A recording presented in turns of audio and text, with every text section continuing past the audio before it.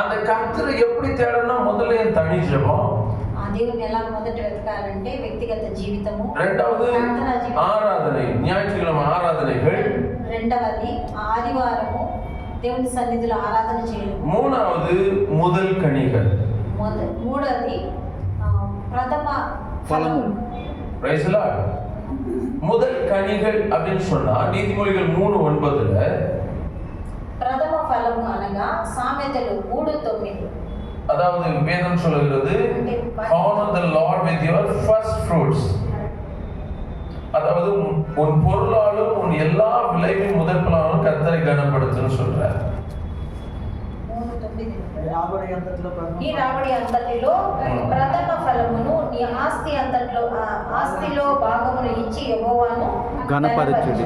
அப்ப முதல்ல அவருக்குன்னா நம்முடைய வாழ்க்கையில் கர்த்தர் தருகிற ஆசீர்வாதத்திலே முதல் பலனை கர்த்தருக்கு நாம் கொடுக்க வேண்டும். ప్రథమ స్థానం ఆయనకి ఇచ్చినట్లయితే మన ఆస్తిలో కూడా அது கர்த்தருக்கு கொடுக்கிறதல்ல, అయితే దేవునికి ఇవ్వడం కాదు, கர்த்தரை கனப்படுத்துறது, దేవుని గణపరచడం. Praise the lord.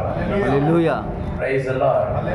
அதனால வேதம் சொல்லுகிறது, இந்த முதல் பகுதியில் நான் சொல்றேன், முதலாவது தேவனுடைய ராஜ்யத்தையும் அவருடைய நீதியும் தேட, அப்பொழுது இவைகள் எல்லாம் உனக்கு கூட கொடுக்கப்படும். అయితే దేవుని వాక్యం సెలవిస్తుంది, మొదట నా రాజ్యమును నీతిని వెతుకుడి అప్పటివన్నీ అనుగ్రహించబడును. அதுல தமிழ்ல இருக்கு, தெலுங்குல அது இருக்கான்னு எனக்கு அந்த வார்த்தை எப்படி இருக்குன்னு தெரியல. தமிழ் பைபிள் అలా ఉంది, తెలుగులో ఎలా ఉందో నాకు తెలియదు. தேவனுடைய ராஜ்யத்தையும் நீதியும் தேடு, அப்பொழுது எல்லாம் உனக்கு கொடுக்கப்படும் அப்படின்னு இருக்கா? எஸ், அப்படிதான் இருக்கு. మొదట ఆయన రాజ్యముని నీతిని వెతుకుడి, எல்லாம் கொடுக்கப்படும் இருக்கா? అన్ని మీకు ఇవ్వబడును, எல்லாம் கொடுக்கப்படும் இருக்கா? அப்படியே இருக்கு. అప్పుడు అవన్నీ మీకు అనుగ్రహించబడును. அப்போ எல்லாமே உங்களுக்கு கொடுக்கப்படும், எல்லாமே கொடுக்கப்படும், అనుగ్రహించబడును, கொடுக்கப்படும். அவ்வளவுதான் இருக்கு. அவ்வளவுதான். ஆனா தமிழ்ல ஒண்ணு இருக்குது. అయితే తమిళ్లో ఉంటుంది, தமிழ்ல ஒரு வார்த்தை உள்ள வரும், తమిళ్లో ఒక మాట లోపలికి వస్తుంది, எல்லாம் உனக்கு கூட கொடுக்கப்படும், అన్ని నీకు ఇంకా ఇవ్వబడుతుంది, கூட கொடுக்கப்படும். ఇంకా ఇవ్వబడుతుంది. Praise the Lord. ஆட் ஆகி வரும். அப்ப நம்முடைய வாழ்க்கையில முதல் கோல் எங்க இருக்குன்னா, நம்ம முதல் ஃபோக்கஸ் தேவனை நோக்கி இருக்கணும். అయితే మన జీవితంలో మొదటి దేవుడే ఉండాలంటే మన ఫోకస్ దేవుడే ఉండాలి.